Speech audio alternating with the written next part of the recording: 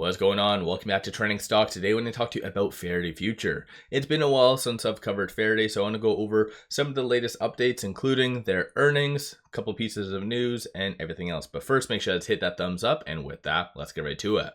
So Faraday right now is up 1 cent. Pre-market, it did have a high of $1.78 because of this news right here. So Faraday appointed Max, who's been with the company for roughly 10 years, as the global CEO of Faraday X. So they're starting to obviously lay the foundation for that subsidiary, kind of when it's going to be late 2025. Some things to note though, it does say that FF and FX have established relationships with 4 Chinese OEMs, and it looks like 2 MOUs have been signed, one of which was this that they did put out on the 7th, I do believe. So yeah, it's kind of good, but the only thing that you want to pay attention to is this. It says non-binding. So there's a lot of speculation here, and as well as this. So the way I see this, and hopefully a lot of you do appreciate my viewpoints, which so far has been accurate, but I see this just as spending money, wasting money. And you can tell that based on the recent earnings, they are burning through a lot of cash. So roughly 7.2 million in cash and cash equivalents as of September the 30th. And they have roughly this. So yes, earnings per share, revenue are key metrics that a lot of people like to look at. And in reality, I think Faraday, the only thing people really cared about is what was the outstanding share count? How much dilution has occurred? And so ultimately 30.7 million is what it is as of September 30th. So quite a lot. And that's an understatement. So factoring in this 7.2 million that they have in cash and cash equivalents, loss from operations 25 mil, and that's once again as of September the 30th. They did have that closure officially, so that kind of note from the UAE did close after this date.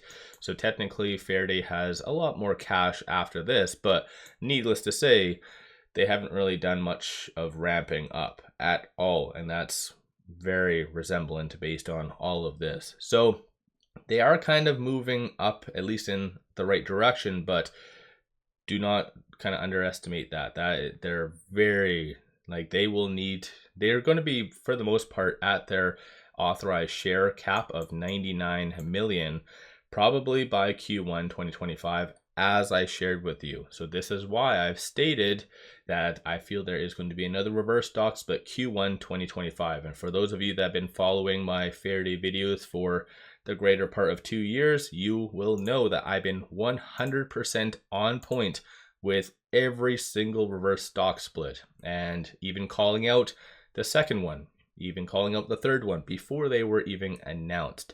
And now once again, I'm calling out the fourth one. So Faraday does have a long way to go before they become a viable investment. And you can even see that based on this. So these are all the transactions occurring on the secondary market above $100,000. So you're going back to the norm, maybe 1 every 2 days, give or take, big transactions. But even still at that stage, they are sells.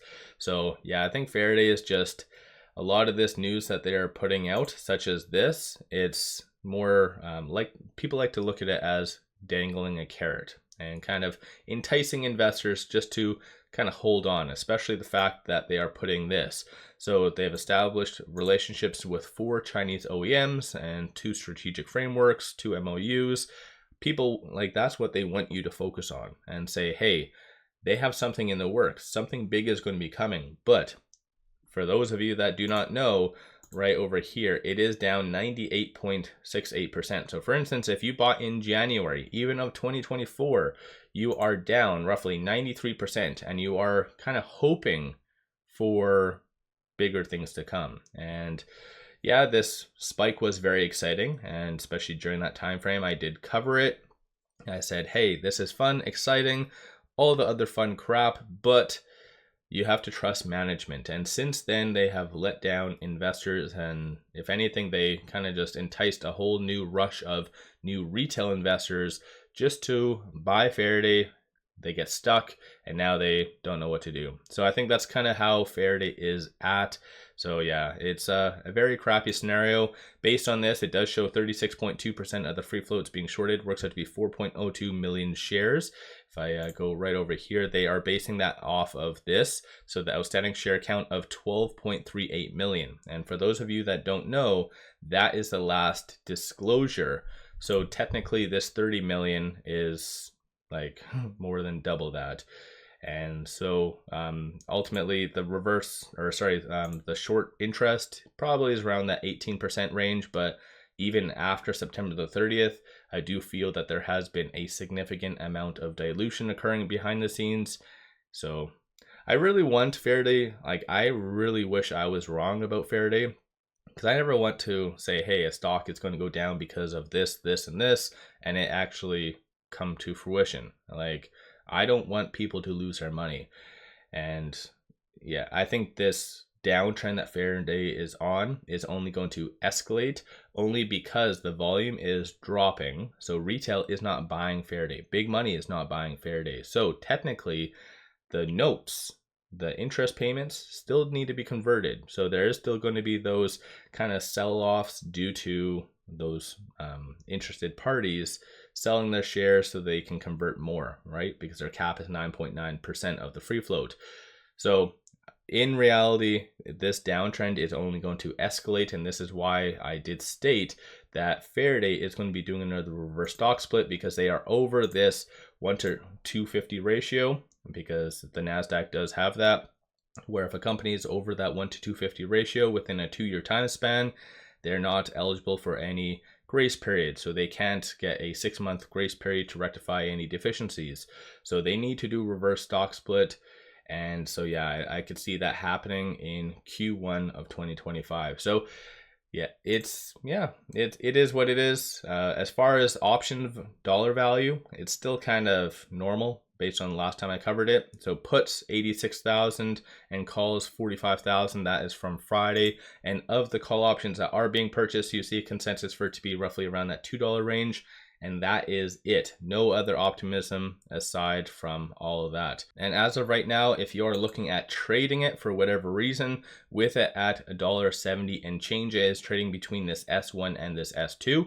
So $1.90 is going to be the strong support, resistance / target. Then $1.64 is going to be the next strong support. So in my opinion, I think Faraday is one of those ones that you just need to pull off the band-aid, take an L on, because there is nothing good coming out.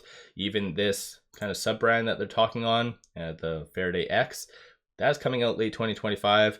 They don't have a prototype. They're hiring a lot of high-level employees for this, which is going to increase their costs. And they don't even have, again, a prototype. So it's kind of like, are you serious? Are you serious?